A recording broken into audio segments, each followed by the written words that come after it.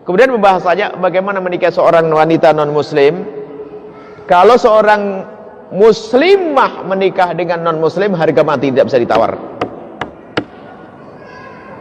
Kalau muslimah dengan non-muslim, harga mati. Nggak ada. Tidak ada satupun dari ulama yang perkenalkan, kecuali ulama aneh dan bingung, ulama fitnah. Tapi kalau seorang muslim menikah dengan seorang Nasrani atau Yahudi, namanya ahli kitab. Ahli kitab di sini ada perbedaan.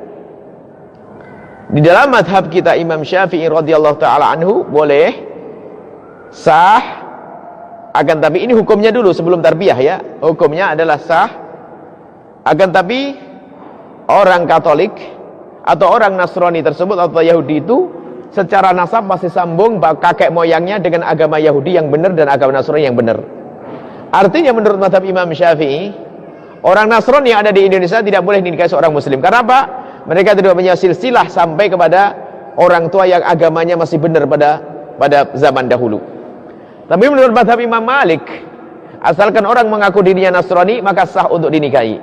Maka nikahnya seorang muslim dengan seorang wanita Katolik di Indonesia, menurut madhab Imam Malik adalah sah. Ini masalah keabsahan ya. Tidak semua yang sah harus Anda ambil. Tidak semua yang sah harus Anda ambil. Mohon maaf, saya tidak menyamakan orang Katolik dengan orang gila. Hanya sekedar perumpamaan begini. Orang Katolik cerdas, hebat, baik, banyak. Maksudnya begini loh ya. Contoh. Kalau Anda mendengar hukum fikih bunyinya begini. Kalau ada seorang yang laki-laki sehat, ganteng, pinter, kalau menikah dengan wanita gila, boleh atau tidak? Sah atau tidak? Sah. Apakah gara-gara kalimat sah lalu Anda keluar saya akan menikah dengan orang gila? Ya enggak dong, Anda milih dong. Ini gila tidak punya akal, bukan urusan agama, bisa saja dia orang yang ahli iman. Sekarang bagaimana Anda seorang laki-laki menikah gara-gara mendengar bahasanya menikah dengan non-muslim adalah sah, lalu Anda berbondong-bondong mencari non-muslim? Apakah sudah tidak ada lagi muslimah? Oh, dia baik, dia lembut, dia ini, Masya Allah, dia seorang yang baik, perempuan yang baik. Baik, Anda makna baik sadar atau tidak? Faham mana baik atau tidak? Dia baik urusan dengan manusia. Oke, baik. Sekarang begini saja, hei laki-laki yang ganteng yang soleh. Ada seorang wanita muslimah saja. Saya tidak bicara tentang wanita Nasrani. Wanita muslimah, Anda mau nikahi dia. Dia lembut dengan Anda, baik dengan Anda, sopan santun dengan Anda, sering beri hadiah kepada Anda, nggak pernah mengangkat suara depan Anda, lembut, baik. Cuma dia paling senang mencaci bapakmu. Bapakmu sama ibumu dicaci maki setiap saat. Tapi sama Anda lembut baik. Kira-kira Anda bisa nerima enggak? Hah? Bisa nerima enggak? Kalau Anda laki-laki normal nggak bisa nerima. Dan sekarang itu orang yang agamanya beda, itu bukan mencaci bapakmu, bukan mencaci ibumu. Dia mengatakan Allah ada sekutunya. Kan lebih gede lagi. Allah ada Tuhan selain Allah. Lah kok masih ada mengatakan dia baik? Tuh Anda ini ngerti tidak makna baik? Wong Tuhan kita direndahkan. Ada Tuhan selain Allah. Allah murka, Allah marah. Coba. Oh, tapi dia tidak mencaci. Biarpun tidak mencaci, kan Allah sudah berkata. Allah sudah berkata, yang menyekutukan aku murka kepadanya. Berarti kalau ada orang melakukan sesuatu yang menjadikan Allah murka, dia telah kurang ajar kepada Allah. Kan begitu. Wahai anak-anakku semuanya yang ganteng-ganteng, biarkan orang Nasrani itu menikah dengan orang Nasrani, biar serasi indah ke gereja bareng. Saya dukung orang Nasrani menikah dengan orang Nasrani. Bahkan kalau dia menikah, kalau minta bantuan ya kita bantu nanti. Tapi nggak usahlah menikah dengan seorang Muslim. Biar wanita Nasraniyah dengan Nasrani sama-sama serasi. Nggak usah Anda maksakan kawin silang seperti itu. Kemudian lebih dari itu, wahai hamba yang beriman, dan pendapat yang mengatakan boleh itu sendiri juga ada aturan mainnya.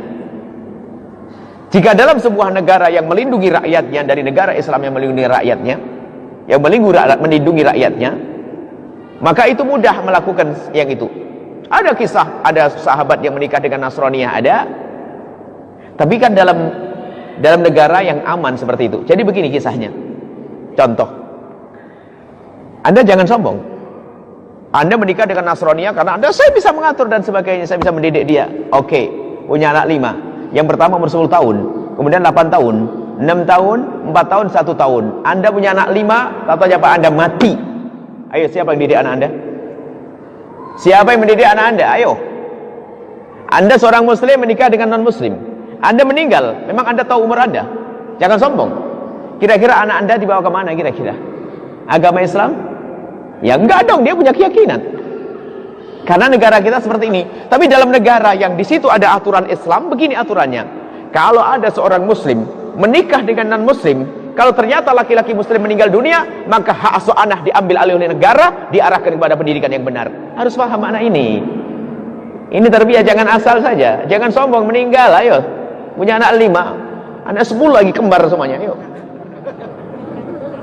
Nah, adapun urusan ini adalah urusan pernikahan, karena masuk rumah tangga. Adapun urusan kebersamaan, kita harus baik dengan orang Nasrani, gotong royong bangun rumah, nggak ada masalah. Dia menikah, kita datang untuk mengucapkan selamat atas pernikahannya. Oke, dia sholat, dia beribadah di gerejanya, kita tidak boleh mengganggunya. Dia Natalan, kita tidak boleh mengganggunya. Tapi urusan pernikahan jangan ikut-ikut, jangan mau. Anda masih banyak pilihan.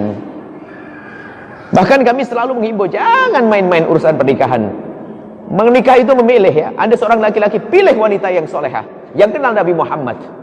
Tapi dia baik, biarkan dia baik, dapat laki-laki yang baik, yang sama-sama agama dengan dia. Nggak usah Anda sok jadi pahlawan. Hati-hati. Ini yang kami himbau. Untuk yang bertanya tadi, nggak perlu Anda melanjutkan seperti itu.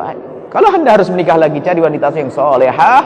Dan ingat, istri pertamamu adalah tanggung jawab di bawah naunganmu, dan anak-anakmu di bawah naunganmu. Ini saja, wallahu a'lam bishawab.